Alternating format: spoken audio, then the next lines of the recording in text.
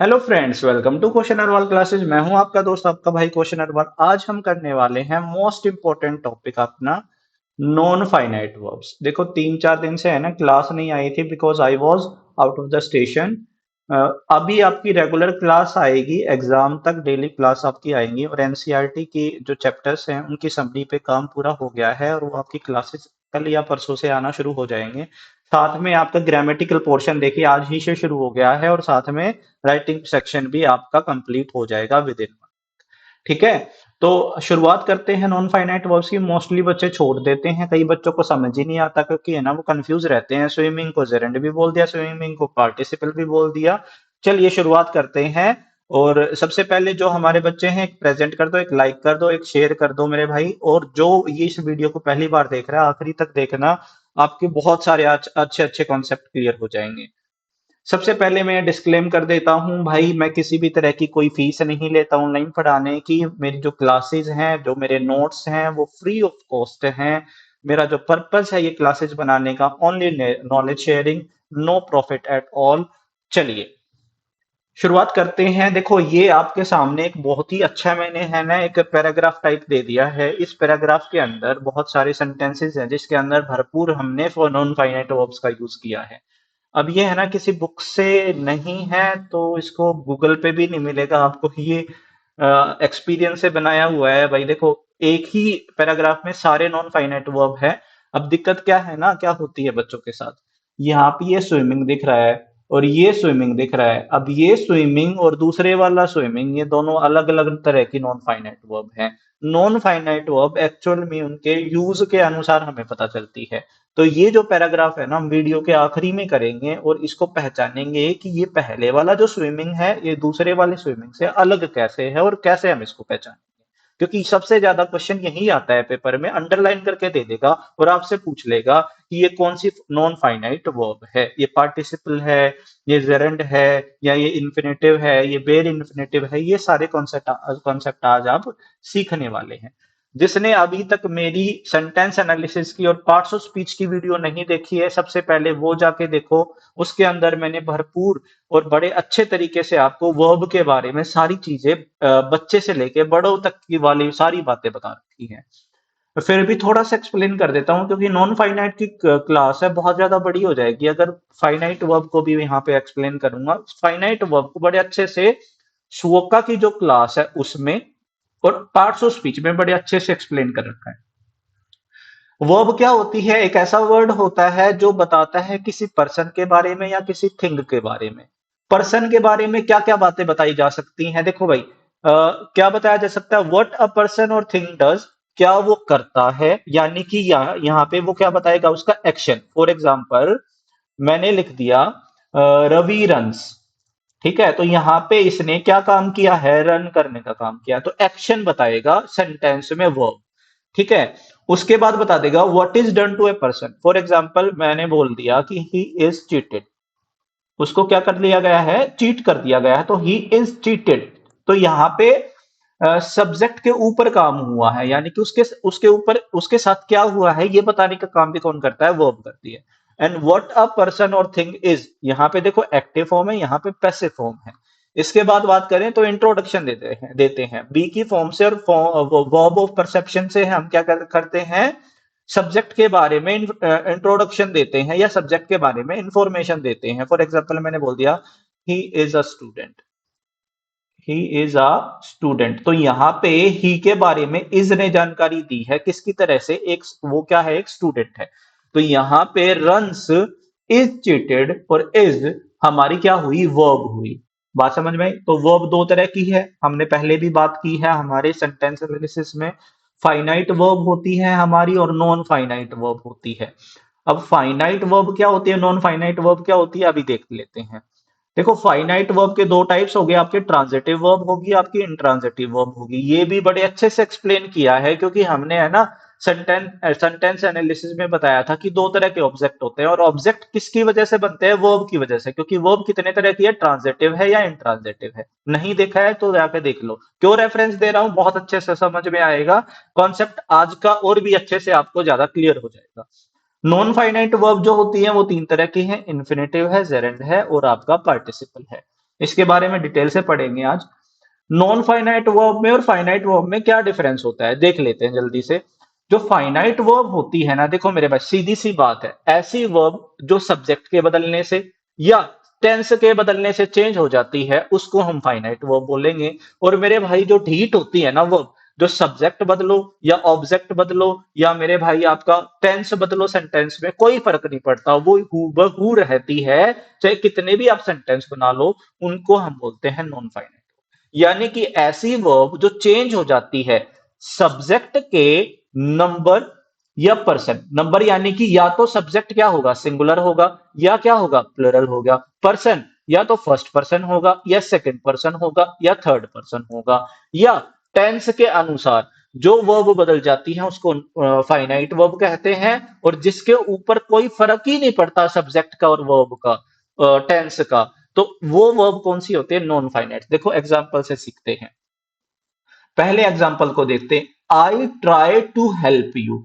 अगर मैं इस आई के जगह शी लगा दूं तो यहां पे ट्राई नहीं होगा, यहां पे हो जाएगा tries. I try, she tries to help you. लेकिन she tries to help you में अगर मैं इस सेंटेंस को देखूं तो शी के बदलने से ट्राई तो बदल गया, लेकिन क्या टू हेल्प बदला, नहीं बदला। आई ट्राइड, देखो यहां पे ट्राई फर्स्ट फॉर्म है, ट्राइड यहां पे सेकंड फॉर्म है। ट्राइड बदल गया, जैसे ही प्रेजेंट से वो पास्ट में गया तो वर्ब की फॉर्म बदल गई, फॉर्म बदलते ही टेंस बदल जाता है। अगर इज ट्राइंग हो गया तो वर्ब बदल गई, टेंस बदल गया। हैड ट्राइड हो गया तो वर्ब बदल गई, फिर से टेंस बदल गया। तो जो वर्ब टेंस के बदलने से, जैसे कि यहां पे शी की जगह मैं आई लगा दूंगा तो आई एम ट्राइंग हो जाएगा, तो ये इज ट्राइंग जो है हमारी फाइनाइट वर्ब हुई। और टू हेल्प जो हुआ हमारा नॉन फाइनाइट। सिंपल सी बात है, बड़ा इजी है फाइनाइट और नॉन फाइनाइट को पहचानना। सब्जेक्ट बदल के देख लो, वर्ब बदली तो नॉन फाइनाइट है, सॉरी फाइनाइट है, और वर्ब नहीं बदली तो हमारी फाइनाइट। ठीक है।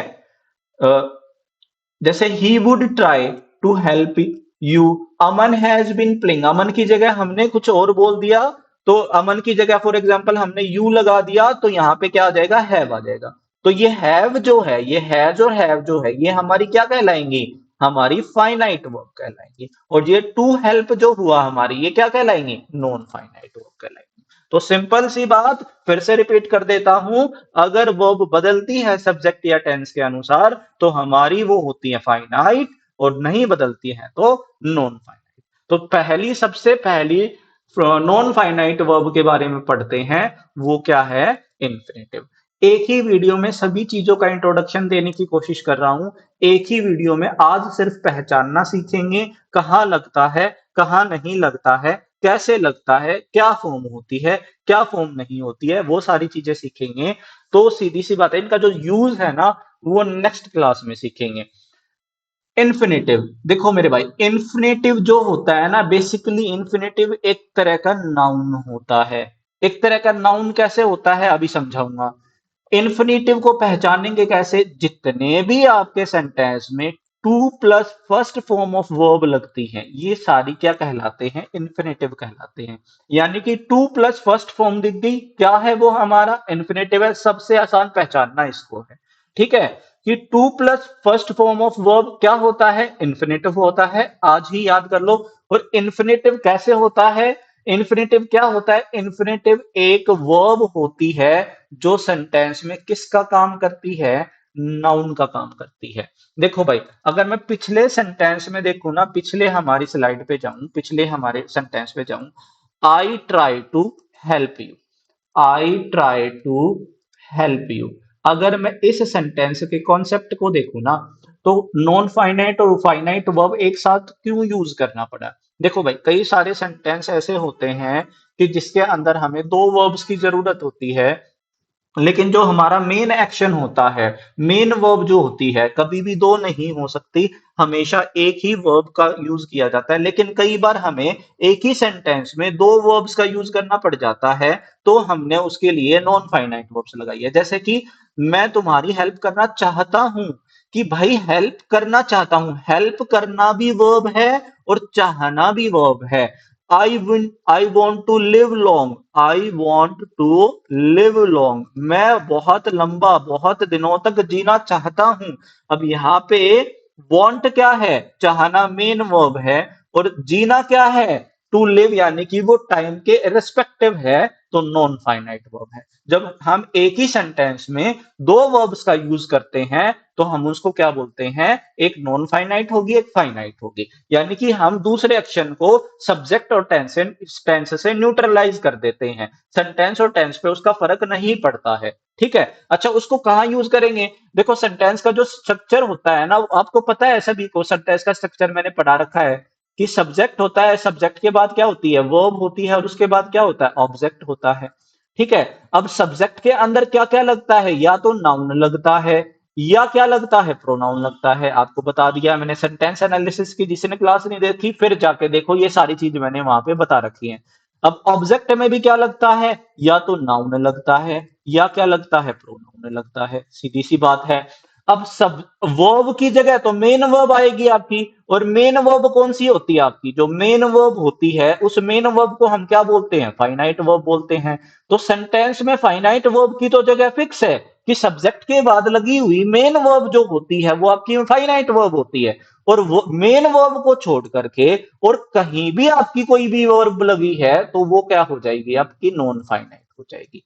क्या हो जाएगी आपकी, नॉन फाइनाइट हो जाएगी। फिर से बता देता हूं, मेन वर्ब की जगह जो वर्ब लगती है वो सेंटेंस के सब्जेक्ट और टेंस के अनुसार हमेशा बदलती ही बदलती है, लेकिन कुछ वर्ब हमें जब यूज करनी पड़ती है सेंटेंस के अंदर एक सेकेंडरी वर्ब की तरह, तो हम उनको मेन वर्ब की जगह तो यूज कर नहीं सकते, यानी कि या तो हम उसको सब्जेक्ट में यूज करेंगे या हम उसको ऑब्जेक्ट में यूज करेंगे, और जब सब्जेक्ट या ऑब्जेक्ट में हम उस वर्ब को यूज करते हैं तो सेंटेंस के सब्जेक्ट या ऑब्जेक्ट से वो बाउंडेशन में नहीं रहती है, तो उसको हम क्या बोलते हैं, नॉन फाइनाइट वर्ब बोलते हैं। ठीक है, अब सब्जेक्ट और ऑब्जेक्ट के अंदर क्या आ सकता है, नाउन या प्रोनाउन आ सकता है, और नाउन और प्रोनाउन आ सकता है तो सीधी सी बात है, सेंटेंस के सब्जेक्ट के रूप में अगर कोई वर्ब यूज हो गई तो उसको हम क्या बोलेंगे, नॉन फाइनाइट वर्ब यूज हो गई। अब यहाँ पे है ना, सेंटेंस से हम देखते हैं, विदाउट सेंटेंस है ना, कभी भी हमें विदाउट एग्जाम्पल कभी भी हमें पता नहीं लगेगा कि हम क्या बताना आपको चाह रहे हैं। अब क्या बोला, टू इज ह्यूमन, यहां पे देखो टू इज ह्यूमन, यहां पे जो इज है ना, ये सेंटेंस के सब्जेक्ट के अनुसार बदलेगा ही बदलेगा, तो ये होगी हमारी वर्ब, और ये वर्ब कैसी होगी, हमारी होगी फाइनाइट। ठीक है, हमारी कैसी वर्ब होगी, फाइनाइट वर्ब। अब ये जो फाइनाइट वर्ब है ये 100% किसके अनुसार लगेगी, सब्जेक्ट के अनुसार, और सब्जेक्ट के अनुसार सब्जेक्ट में क्या दे रखा है, एक फ्रेज दे रखा है जो जो क्या है, टूअर, और टूअर यानी कि टू प्लस वर्ब की फर्स्ट फॉर्म, जो ये अ होता है गलती कर रहा है, यानी कि ये फर्स्ट फॉर्म ऑफ वर्ब है। अब टूअर दे दिया, ये फ्रेज जो है, ये फ्रेज क्या बताता है, ये सब्जेक्ट है पूरा का पूरा हमारा, और सब्जेक्ट के अंदर क्या आ सकता है, या तो सिर्फ नाउन आ सकता है या प्रोनाउन। प्रोनाउन तो हमें पता है कि प्रोनाउन नाउन की जगह यूज होने वाले वर्ड्स होते हैं जो रेपिटेशन रोकते हैं किसी भी नाउन की, तो ये हमारा क्या होगा, नाउन हो जाएगा। लेकिन इसके नेचर के हिसाब से ये क्या है, वर्ब है, यानी कि ये एक ऐसी वर्ब हो गई जो हमारा किसका काम कर रही है, नाउन का काम कर रही है, यानी कि ऐसी वर्ब्स जो टू प्लस वर्ब की फर्स्ट फॉर्म में लगी हुई हैं, और वो काम वर्ब का भी कर रही हैं और साथ साथ किसका कर रही हैं, नाउन का भी कर रही हैं, तो ऐसी वर्ब्स को हम क्या बोलेंगे, इन्फिनेटिव बोलेंगे। बात समझ में आई, ऐसी वर्ब्स जो टू प्लस वर्ब की फर्स्ट फॉर्म में लगी हैं, जो सेंटेंस में वर्ब का काम भी कर रही हैं और हमारे नाउन का काम भी कर रही है। नाउन को कैसे पहचान लेंगे, देखो ये इज जो लगा हुआ है ना, ये टू अ की वजह से लगा हुआ है, तो ये सेंटेंस का सब्जेक्ट है, और सब्जेक्ट के अंदर सिर्फ नाउन आ सकता है, नाउन ही आ सकता है, तो टू आर हमारा सब्जेक्ट हुआ तो नाउन हुआ, यानी कि ये ऐसी वर्ब है जो नाउन है, यानी कि ये हमारा क्या हो गया, इन्फिनेटिव। इस तरीके से आपको पहचानना होता है। नेक्स्ट देख लो, बर्ड्स लव व्हाट। अब वट क्या है, वट क्या बताता है, वट हमारा एक ऐसा क्वेश्चन है जो वर्ब के किसके बारे में बताता है, ऑब्जेक्ट के बारे में बताता है। तो वर्ब के ऑब्जेक्ट के रूप में क्या लगता है, या तो नाउन या प्रोनाउन, सीधी सी बात है। तो टू सिंग किसकी जगह लगा है, ऑब्जेक्ट की जगह लगा है, और टू सिंग एक वर्ब है जो यहाँ पे ऑब्जेक्ट का काम कर रही है, और ऑब्जेक्ट का काम कर रही है, तो ये हमारा क्या हो गया, नाउन हो गया। बात समझ में आई, तो यहां पे पहले सेंटेंस में देखें तो सब्जेक्ट का ये जो वर्ब इज है, इसका सब्जेक्ट कौन है? एक नाउन है, और एक नाउन के रूप में हमने किसका यूज कर लिया? इन्फिनेटिव का यूज कर लिया। सेकंड सेंटेंस में देखो, यहाँ पे वर्ब लव के ऑब्जेक्ट के रूप में हमने किसका यूज किया है? एक नाउन का यूज किया है, और नाउन का काम कौन कर रहा है? To sing. टू सिंग क्या है? टू प्लस वर्ब की first form. Two plus verb की फर्स्ट फॉर्म क्या कहलाती है? इन्फिनेटिव, यानी कि ऐसी वर्ब जो किसी ऑब्जेक्ट का काम करती है। अब नेक्स्ट सेंटेंस में देखो, यहाँ पे जो टू रिस्पेक्ट है वो हमारा एक नाउन है जो सब्जेक्ट है किसका? इज का, लेकिन एक वर्ब की तरह भी काम कर रहा है, और एक वर्ब की तरह काम करते हुए अपने बाद क्या ले रहा है? एक ऑब्जेक्ट को भी ले रहा है। अब यहाँ पे देखो, टू रिस्पेक्ट अवर पेरेंट्स, यहां पे ये पूरा का पूरा to respect our parents is, ये इस पूरे के पूरे फ्रेज के लिए लगा है, और ये पूरा का पूरा फ्रेज हमारा क्या कहलाएगा? सब्जेक्ट कहलाएगा। और सब्जेक्ट कौन होता है? नाउन होता है। अब नाउन इसमें कौन है? टू रिस्पेक्ट है। टू रिस्पेक्ट है तो टू रिस्पेक्ट हमारा मेन सब्जेक्ट हो गया, लेकिन अवर पेरेंट्स किसके लिए लगा है? We respect whom? We respect our parents. तो रिस्पेक्ट अपने बाद our parents as a object ले रही है, तो ये यहाँ पे एक वर्ब का भी काम कर रही है, और एक हमारे नाउन का भी काम कर रही है। इसी तरह अगले में देख लो, टू ओबे। ओबे whom? Obey what? Obey the orders. तो व्हाट का आंसर क्या होता है? व्हाट का आंसर हमेशा ऑब्जेक्ट होता है। ऑब्जेक्ट क्या होगा? नाउन। तो ये ऑर्डर्स तो नाउन है, ये नाउन किसके लिए लगा है? ओबे के लिए। तो ओबे क्या हुई? वर्ब हुई, लेकिन रिफ्यूज के बाद एज ए ऑब्जेक्ट भी काम कर रही है, टू ओबे, तो ये हमारी क्या हुआ? ऑब्जेक्ट भी हुआ। तो ये अपने आप में भी किसका काम कर रही है? नाउन का। यानी कि फोर्थ सेंटेंस में टू ओबे एक वर्ब का काम भी कर रही है और एक नाउन का काम भी कर रही है। तो टू प्लस वर्ब की फर्स्ट फॉर्म हमारी क्या हुई? इन्फिनेटिव हुई। बात समझ में आ गई? Many man desire to make money quickly, तो यहां पे ऑब्जेक्ट की तरह लगा है, वर्ब डिजायर की तरह, लेकिन यहाँ पे अ, अपने साथ एक एडवर्ब का, देखो ये क्विकली है ना, मेक के लिए लगा है, क्विकली क्या है? एडवर्ब है।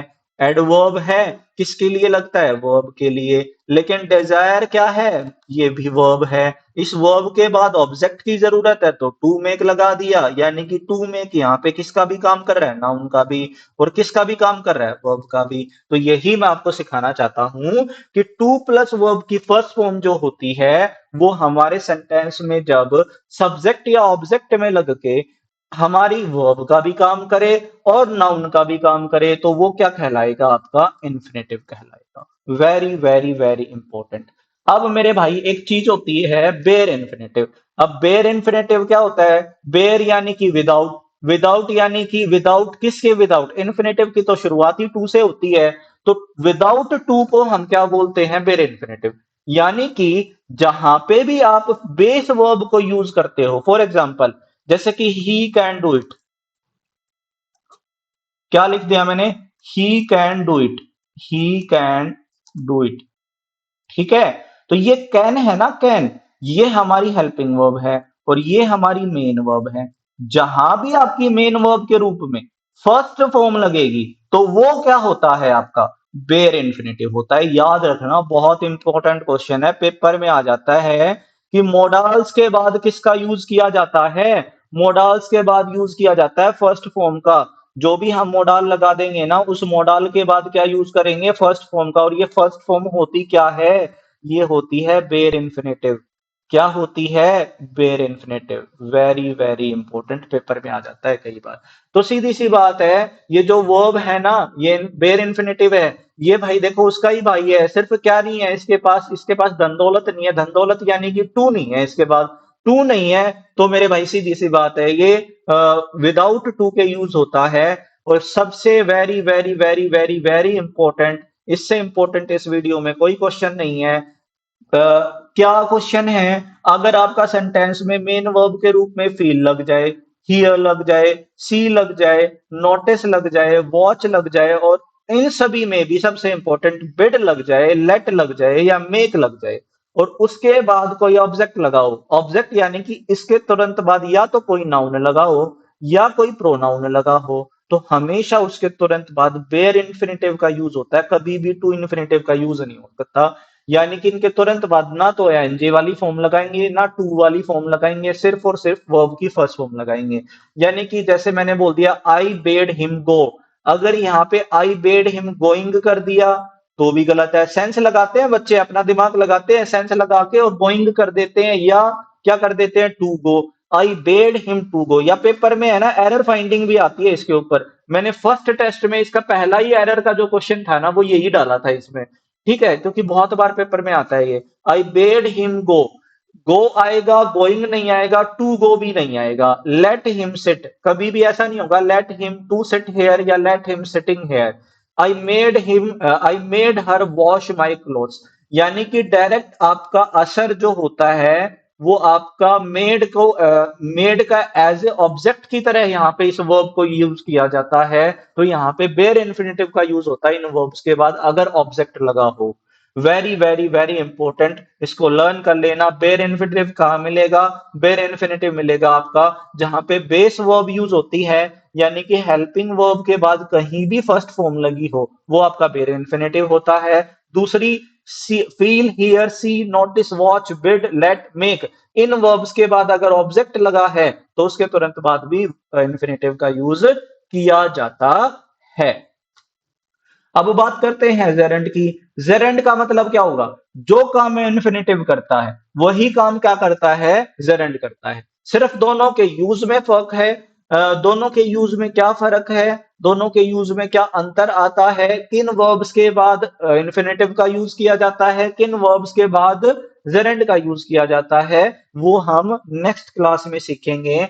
बेसिकली क्या होता है जेरेंड? एक ऐसा नाउन, एक ऐसी वर्ब होती है, सेम इन्फिनेटिव और जेरेंड भाई भाई है, सिर्फ शक्ल अलग है, ठीक है। यहाँ पे ये एक ऐसी वर्ब होती है सेम जो किसका काम करती है? नाउन का। अभी दिखा देते हैं विद एग्जांपल, बात करते हैं, इस पे ज्यादा समय नहीं लगाएंगे। Reading is his favourite pass time. अब ये इज के लिए जो सब्जेक्ट लगाना था वो क्या है? रीडिंग है। रीडिंग यहाँ पे वर्ब का भी काम कर रही है और ये अपने आप में एक सब्जेक्ट है। और सब्जेक्ट में क्या यूज होता है? नाउन यूज होता है। और नाउन यूज होता है तो रीडिंग हमारा एक वर्ब है जो किसका काम कर रही है? यहाँ पे नाउन का। देखो भाई, नाउन क्या होता है? बेसिकली ऐसे वर्ड्स होते हैं किसी पर्सन, प्लेस या थिंग को बताने के लिए जो वर्ड्स यूज किए जाते हैं, नेमिंग वर्ड्स जिसे आप कहते हैं। तो किसी एक्शन को परफॉर्म करने के लिए, किसी एक्शन को बताने के लिए बेसिकली कोई अलग से नाउन तो आएगा नहीं। वर्ब, वर्ब क्या बताती है? एक्शन ही बताती है। तो किसी एक्शन को एज ए नाउन यूज करना होगा तो हम किस फॉर्म में करेंगे? या तो इन्फिनेटिव फॉर्म में करेंगे या जेरेंडियल फॉर्म में करेंगे। जेरेंडियल फॉर्म में करेंगे तो आईएनजी लगाएंगे, और भाई इन्फिनेटिव फॉर्म में करेंगे तो टू प्लस वर्ब की फर्स्ट फॉर्म लगाएंगे। सेम ऐसा यहाँ पे देखो, यहाँ पे देखो, लाइक के बाद क्या यूज कर लिया? रीडिंग यूज कर लिया। लाइक के बाद रीडिंग यूज किया। रीडिंग क्या है? हमारा ऑब्जेक्ट है। ऑब्जेक्ट की तरह यूज किया तो ऑब्जेक्ट के बाद क्या यूज होता है? नाउन यूज होता है। ऑब्जेक्ट में क्या यूज होता है? नाउन यूज होता है। तो नाउन यूज होता है तो रीडिंग के बाद पोइट्री यूज कर दिया। देखो रीडिंग व्हाट? Reading poetry. तो रीडिंग अपने बाद ऑब्जेक्ट ले रहा है, लेकिन ये खुद एक ऑब्जेक्ट है लाइक का। तो लाइक का ऑब्जेक्ट कौन है? रीडिंग। और रीडिंग का ऑब्जेक्ट कौन है? पोइट्री। तो यहाँ पे ये वर्ब का भी काम कर रहा है और ये नाउन का भी काम कर रहा है। सिंपल। ऐसी वर्ब की फर्स्ट फॉर्म के साथ आईएनजी, ऐसी फॉर्म, ऐसी वर्ब जो सेंटेंस के, सिंपल सी बात है, या तो सब्जेक्ट में लगे या ऑब्जेक्ट में लगे, तो उसको हम क्या बोलते हैं? जेरेंड बोलते हैं। सिंपल सी बात है। ऐसी वर्ब की फॉर्म जो आईएनजी फॉर्म में लगी हुई है, या तो वो सब्जेक्ट का काम करे सेंटेंस में, चाहे वो ऑब्जेक्ट का काम करे, उसको हम क्या बोलते हैं? जेरेंड बोलते हैं। एक और बहुत इंपॉर्टेंट यूज है, ऑफ क्या है? प्रेपोजिशन है। ऑफ है प्रेपोजिशन।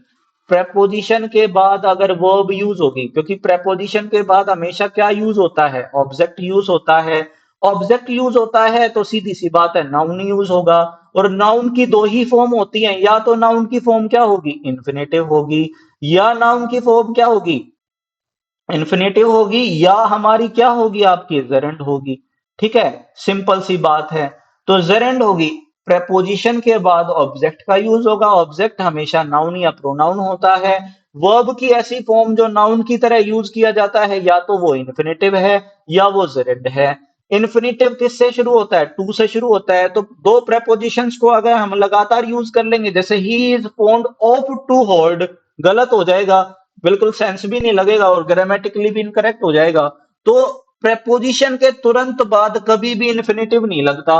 तो ऐसी वर्ब जो नाउन की तरह यूज की जाती है ऑब्जेक्ट के रूप में, कौन बचा? जेरेंड। यानी कि प्रेपोजिशन के बाद अगर कोई आपको वर्ब की फॉर्म भरनी आ जाए ना, तो सिंपल सी बात है, क्या भरेंगे हम, क्या फिलअप करेंगे? First form of verb plus ING. Simple, logically किया करो सारी चीज, लॉजिकली आपको बता दिया। फिर से बता देता हूं, प्रेपोजिशन के बाद ऑब्जेक्ट का यूज होता है, ऑब्जेक्ट के अंदर या तो नाउन होगा या प्रोनाउन होगा। प्रोनाउन तो का तो हमारे वर्ब से कोई मतलब नहीं है, यानी कि एक ऐसी वर्ब जो नाउन की तरह यूज होती है। नाउन की तरह कौन सी वर्ब यूज होती है? या तो इन्फिनेटिव यूज होगा या जेरेंड। इन्फिनेटिव का मतलब क्या है? टू प्लस वर्ब की फर्स्ट फॉर्म। जेरेंड का मतलब क्या है? वर्ब की फर्स्ट फॉर्म प्लस आईएनजी। अब प्रेपोजिशन क्या होगी? टू भी प्रेपोजिशन है और बाकी भी प्रेपोजिशन है। जैसे इसी एग्जांपल को ले लें या कोई एक और एग्जांपल ले लें, I am fond of horse's.